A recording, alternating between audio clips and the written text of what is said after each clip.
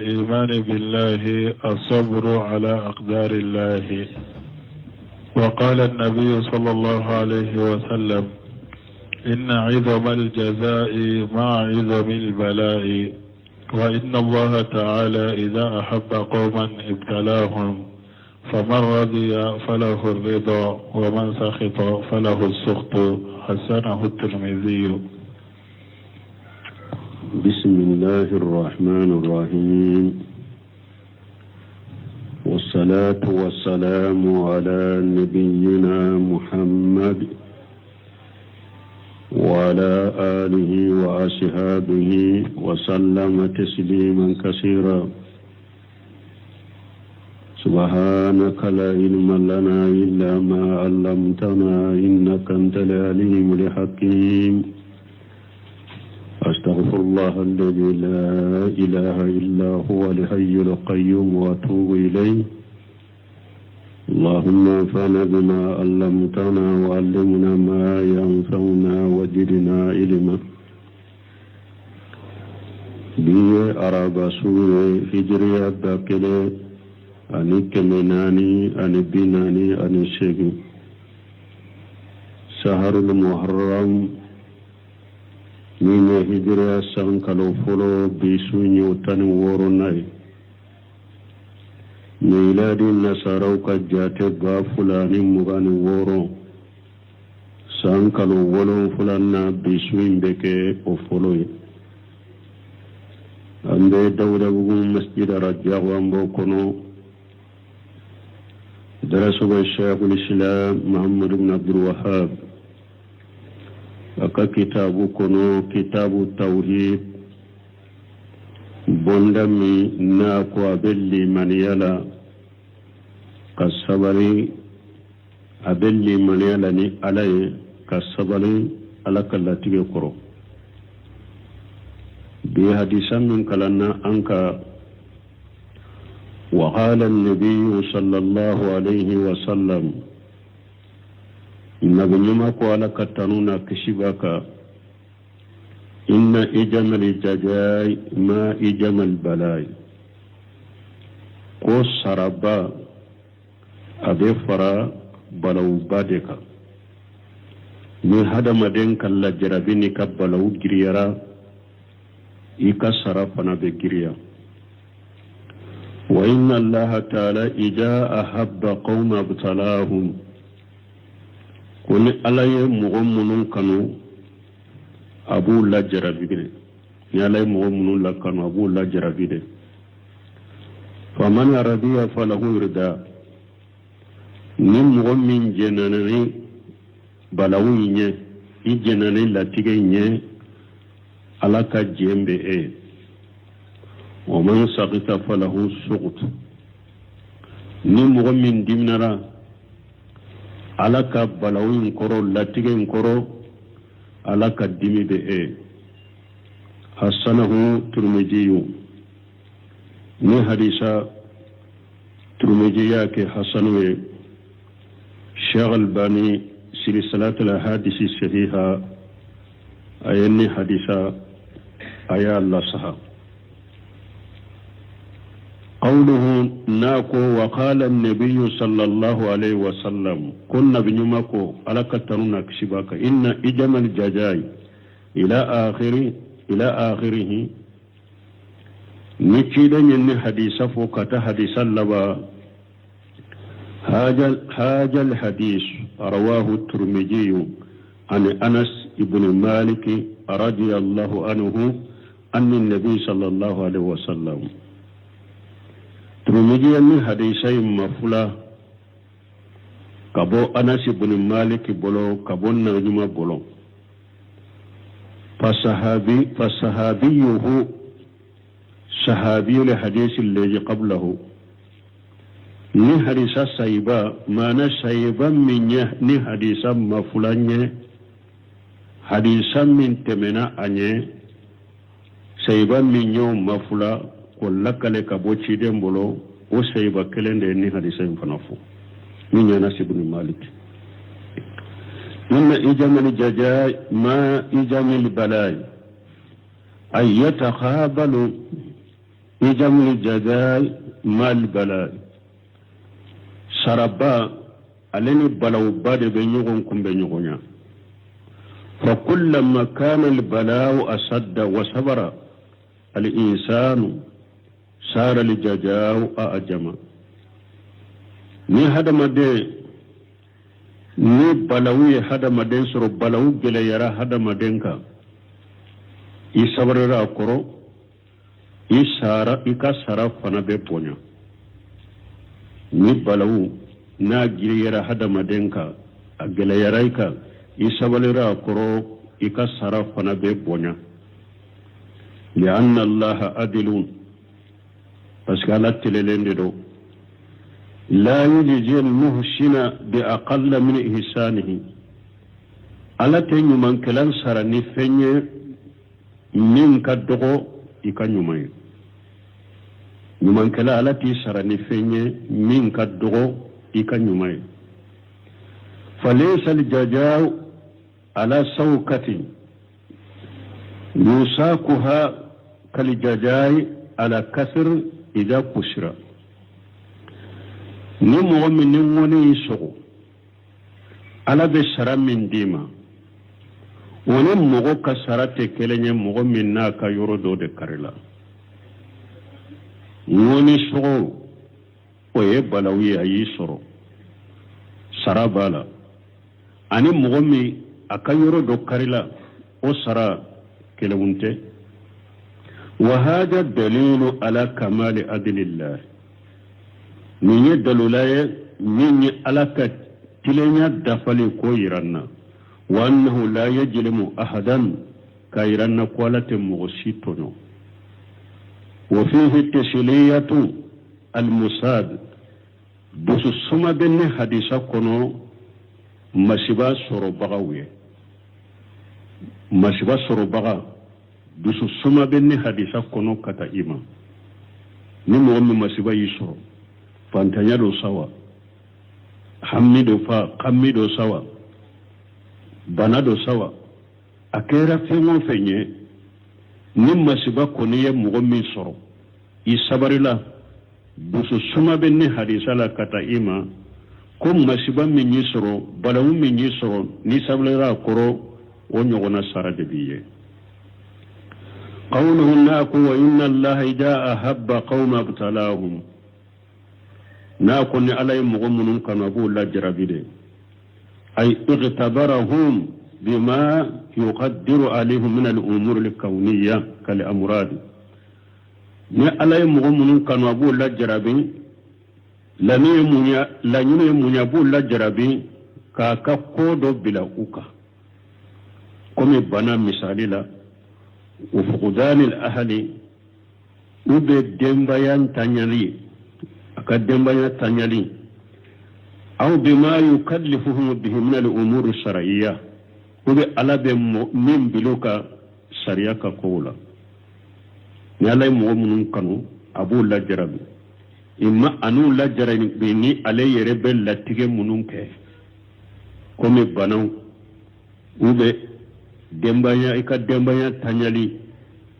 u bɛ ala na sariyaw ka kow dɔ bila i ka sariya ko dɔ bila u ka n'a b'u lajarabi ni o ye qala ta'ala ala ko ala min kɔrɔtalen don inna nahnu nazzalna alayka alqur'ana tanzila fasbir li hukmi rabbika ala ko ciden yɛrɛ ma a ko ne ala ye qur'ana dɔɔni jigi ka de fasbir li hukmi rabbika awa sabali i tigi ala ka kiiruw kɔrɔ ne ala ye qur'ana jigi ka de dɔɔni fo ka taa dafa sabali i tigi ala ka kiiruw kɔrɔ فذكره الله بنعمته وأمره بالصبر على يتشيدن حكلي جيغا ينما منكاي من يقرأنا جيغني كساقي كانيا مريا وكسبني لأن هذا الذي نزل عليه تكليف يكلف به بس من جيغنا تشيدن كا بارا ديرو ni ala ye ciden bilala ko kade sariya ka ko minnu filɛ de ye baaraw de don doni de do ni ala yu da ciden ka ko kuke kajalika bo chogola min al-ibtilai as-sabr amma harimillah abella jarabiru la tuguni hada maden ka sabali ka bo alaka haramu ko golo la jarabi do de do iyado haramu ko chama nin dungo de do ukadi ninye alay ella jarabini haramu doye haramu min kadi ninye ka sabali ko haramu nye ko to illa jarabi de do alay illa jarabino haramu min nye de ka sabali o haramu yin koro la jarabi de do balawu de do kama fil hadis kome anana hadisala chogomi ورجل داءته امرات جات منصب وجمال فقال إني أخاف الله كما أنا حديث الله تقومي حديث مي نايم ولون فلافو كو يوم القيامة دو كو ألابو ولون فلادو كسما كرو سبعة يجلهم الله في جل يوم لا جل إلا جلهم الإمام عادل وساب الناس في عبادة الله عز وجل ورجل قلبه مؤلغ في المساجد ورجلان تهاب في الله استمع عليه وتفرغ عليه ورجل داءته امرأة جات منصب وجمال فقال إني أخاف الله ورجل ذكر الله ورجل تصدق بصدقة فاقفاها حتى لا تعلم شماله ما تنفق يمينه ورجل ذكر الله خاليا ففادت عيناه نم غولون فلا من تشيم دي اودي كونو لا جرابي دو الاكو اني تشيمي نم مسويا ولي كتا يرما مسومي dambe tigido musomi achekani me cheyim ko musoy ma ko ne be sirala ni nyella jarabe gelende e wasoro muso dobe achekani dambe tigido e fana ye chede fonan kai o muso ka e wole ikele na akele ka nyini fe ko ika jene yake angofe dambe tigido achekani e fonan kede e abe yoro min fana moshite ita ati kono fana ko mogo benan soroya ati kono fana ko muso nyere beti lebo parce que ala yere de yiwole men nimbeka isirana ala nyen ni nyella jarabi badede balawde fule ni nyen na yi soro men nimbeka iko muso mai ko nebe sirala nyen yengole katamina نتشكاكي فهذا جزاؤه أن الله يجله في جله يوم لا جل إلا جله ننتقي سرابك موني ننتقي كسرابك يوم القيامة دو ألا بو ننتقي دو أكسوما كرو دوم من سمته ني ألا يرك سمته دوكو لا رشي سما دوكو أي قيامة كنك ألا يرد بسما دو دلاي kan nin mogo wolon fula bila suma in koro nin ce in bula balaw bade fule ka soro ninye me tuma ma sabalera koro alamu ka haramu ko ka sabali ka toye aye sara basoro oye jume ka do qiyama ka suma koro oye sara baye oye fembaye parce que qiyama ambay samba bi duru de ke joli la qiyama keneka tilebe gere ya hada madawna mil doko nyeta hake doko kale kala hake tilebe gere mogo la ni ode hada madum be woshi tiyama keneka doko woshi jibu alkaba kuru furala doko woshi jibu kumbelela doko woshi jibu chamanchela do tabu disila do tabu kankoro doko woshi jibu dakono kome karafe do yerebe tunu ka woshi jibu ningele ya bamin fule ninye alabe ninche mi muso ya wele akele na akele dambe tigi achekani na jene yake nofe nyere de yikanu nanka jene yake akombe siralanye la jarabi bade fulani balaw bade fulani me tuma ma sablera kanintoye ala fana ye saraba dama ka do suma koro qiyamado qawluhu nako faman aradiya falahu rida wa man saqita falahu suqtu min sharatiyatu wal jawab falahu rida ay falahu rida min Allah na ko ni alay mu'minun kanu abawla jarabe de ni mu'min jenani la jarabunye ala ka jembiye mana jembiye kabo alafe wa idha aradiya Allah an shakhs aradiya an-nas anhu jami'a awani ala fana jena hada maden min koro hada maden tobe be jey koro nela jenna mu'min koro hada maden tobe be jey koro wal muradu bi rida bi khada'i Allah na kunni mu'min jena ala ka jembiye nin jey lanyine munye ka jeni ala ka latigenye min haythu innahu qada'u Allah ka jena ka fu ala ka latigede ko parce que ala ka latigede fulenye ka jeneni latigenye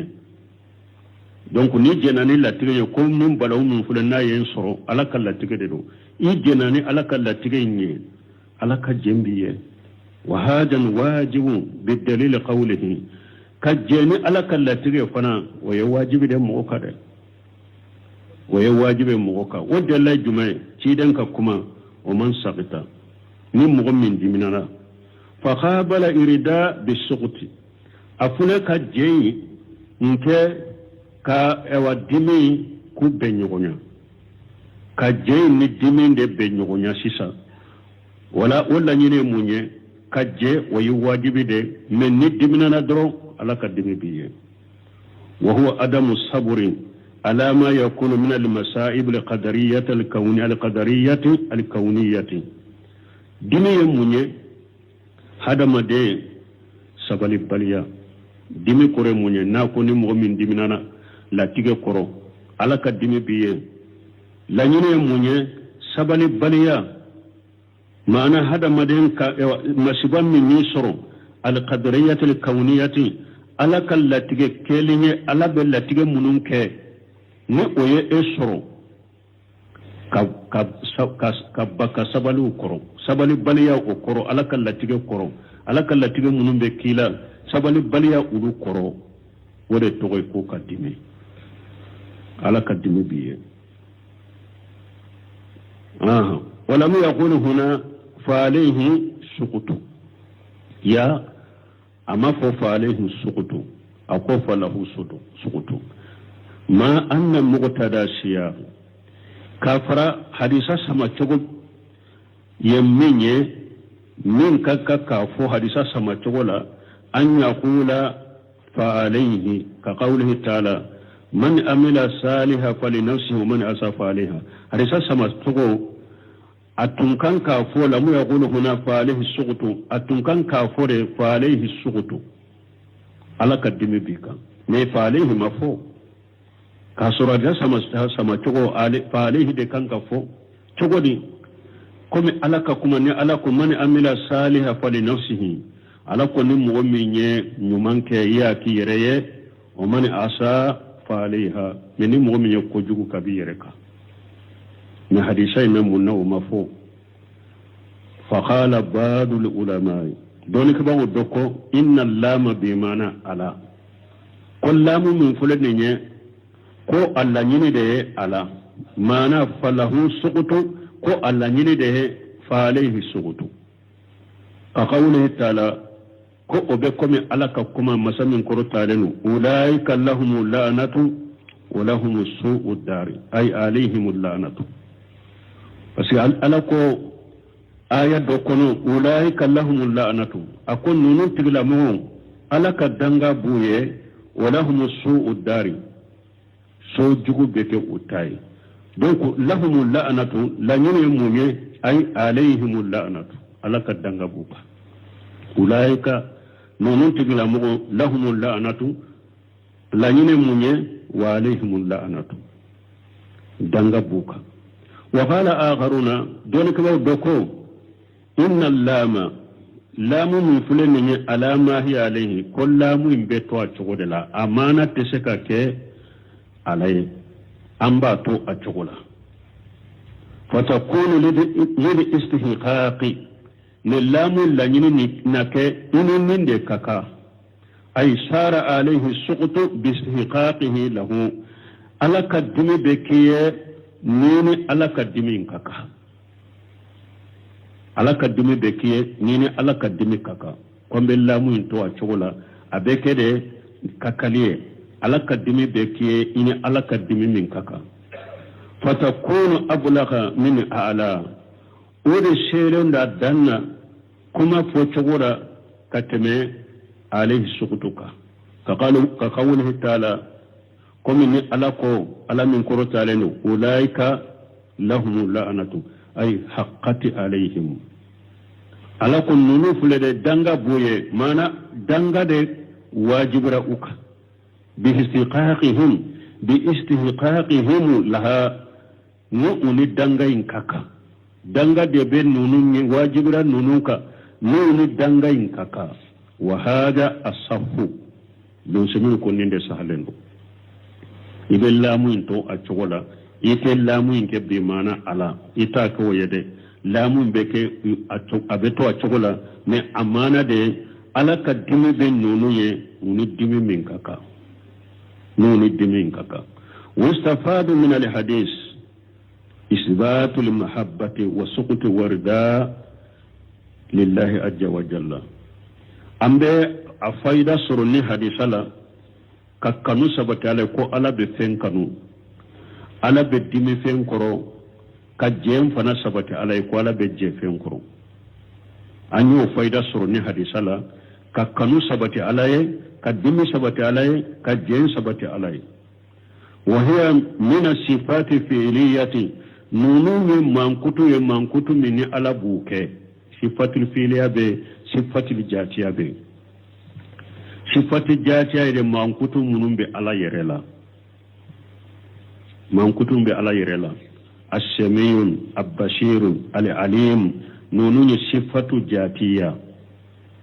donc nunu ni sifatu fi'liya al-mahabba was-suqtu wa rida nunu ni sifatu fi'liya ude li ta'alluqha bi mashiyati Allah ta'ala parce que nunu nkeli bedilo alaka jenni alaka lanyini dela ni ala ya al-akanu ala ya kanu kan min kanu da ba kanu ni ala ya lanyini fana akan dimi min ko rabe dimi okoro ni ala ya kanu fana aka jeni min ya be jenai nunu dilelen be ala ka jendela yanna ijja fi qawlihi ijaa habba qawma lil mustaqbal parce que ijja bin fulani ne kunni ala yemin fe mo kanu o be na ko na lendela amma ulu kanu fulo ni ala bene mo mun kanu waye ko na lende wote ko temele waye ko na lende ni ala mo mun kanu fal hubbu yahdus kanu be kura ya ala bolo fa huwa min sifati fi'liyati waye ala ka ketaw ala ka mankutu munun mankutu ketaw ye waye wode wallahu ta'ala yuhibbu al-abda inda wujudi sababi al-mahabbati ala be jon kanu ni kanu sababu sabatirila ala ba ka jon kanu ni kanu sababu sabatirila wa yabqiduhu inda wujudi sababi al-bughdi ala ba ka jon ko fana ka dimi koro ewa koniya ani dimi koro sababu nulu sorola ila wala haja minka faqad yakunu haja shakhsu fi yawmin min al-ayam محبوبة إلى الله وفي آخر مقبولة إلى الله منك هذا ما دون دو بشكاك من دوينا يكدي علي دونغر يكاقو علي وبشكاك هذا ما دون كلي دون دو بشكانا على بيكانو دون دو بشكانا فنا على بدمي كرو لأن الحكم فسك كيري يدور ما إلته أبي يلما نا سببه ده ni kanu sababu sabatirela dommi ala bi kanu ni dimi fana sababu sorola ila dommi ala be dimi koro wa mal amalu me baraw فلم يجل الله يحب الخير والعدل والإحسان والنهوها مبارك توكوني على مولي على بهيرا في على بتلينيا في على بنيميا في أن نوننا أن يغنى وقت به على مولي أبن نونن كانوا دي وقت به على بهيرا في أبن تلينيا في أبن نيميا في أن نوننا أن يغنى وأهل التاويل منهم بي على كمانكتو يلما mankutu yelema dunkew yunkiruna hadihi sifati wulu be nim mankutu nunu ugun nan kariyade alaka kanuni alaka dimi alaka je mogo munun be alaka mankutu yelema wulu be nim mankutu nan kariyade uten nunu sabati alala فيؤولون المحبة ويردا بالصواب أو إرادته وأهل التاويل ولو ممكن على كانولا يرو وبي تاويل جمانك على كجين يرو وبي تاويل جمانك ولو على كانو وبو كرو يلمده كو على بيسرا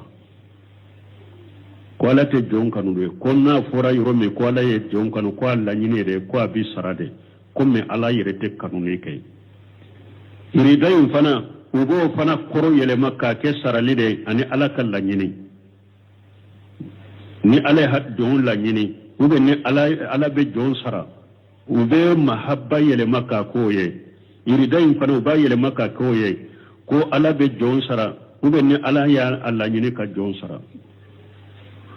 ube nunu yele makko keninde hali tawilu wasukuta bil ukhubati wa iradatiha aw sukuta fana mana mahabba ube tawsiri sarala ube iradatihi ube ala ka sarala nyinene katima irida fana ube o fana koro yelema ko ala ka sara aw iradatihi ube ne ala ya la nyine ki sara ube mahabba ni irida koro ke nununde bo ube sukutu koro ke bil ughubati ube alayhi yelema kale tawili ka ke janga katali aw iradatiha ube ka illa nyinini janga katai ube sukuta ube tawili odela ko ni ala ka janga katali ube ala ni ala yalla nyini ki janga kata ko sukutu yode me sino ala te dini qalu pasige ahli tawilu ko yele malikelaw ko koro yele malikelaw ko ayele malikela dunkaw ko إن إثبات هذه الصفات يقتضي النقص ومشابهة المخلوقين كوبس كنا ننم كتو سبتي على لا أهل التاويل كنا ننم كتو سبتي على لا كو أبن منيرا على كم نغشين أنيكا على ندام فيهم كيكلين كو على كم نغشي ديرا أنيكا على كدام فيهم أني كان على ندام فيهم كيكلين أهل التاويل ulu yenninde fo konna nyenni mankutu sabati wa sawabu subutuha lillahi azza wa jalla ala wajhi la'iq bihi Yunus rahimahullah ko sawabaye minye ambenni mankutu sabati alalade sabati chogomi ni ani alaka masaya kaka koma kama mankutu to kasairi sifatihi koma kama mankutu to allati يثبتها من يقول بالتاويل من كتو تو منو يرده مغو منو be nim man kutu yelema ku koroke fongrede ulu yere man kutu munun sabati alaye ulu man kutu sabartadani alaye togo mene nanu sabati togo men kakade nim man kutu munun fana yelema ulu fana sabati lembe are wu togo kelendela nani togo men kaka ويجب في كل صفة أثبتها الله لنفسه أمران أواجب لهم بهذا مدينك على من كتب سبتا يريلا أواجب لهم بكفلا واجب لهم بهذا مدينك ويرولا أول فلو إثبات على حقيقتها وجاهرها نمبك على من كتب من سبتي يريلا كفلا بهذا مدينك ومن كتب يرولا ko folo ikam man kutun nunu sabati alala kome ala yere yu sabati tukome yuko sabati alala uka haqiqaka uka jahiruka usabati alala kube alala haqiqa dela unana tukome de usabati lembe alala o tukodela haqiqa ani jahiru ni foloy fulanna min be ka ala kan yi mankutu munu sabati ayirela min be ka fulanna alhajaru min at-tamsil aw takwif aw takyif ire kuroshi ikana fo ko be mankutu nunu misaliya ikana fo kubu uke chokofo tamsilu takyif juman be nu nyogonje tamsilu yede nimbe ko minni o yetta musile taw takyif mu aben nin chogodela ni ala ko nyaawu bu alela amanya nonu chokofo ala nyaabe nin chogodela ala bolo be nin cholla kana ninke ala yimunu sabata usabatala haqiqala jahirula donc kana fo fana kubu misaliya kana fo kubu ke chokofo imamuna malik imamu daril hijra ci dañe hijra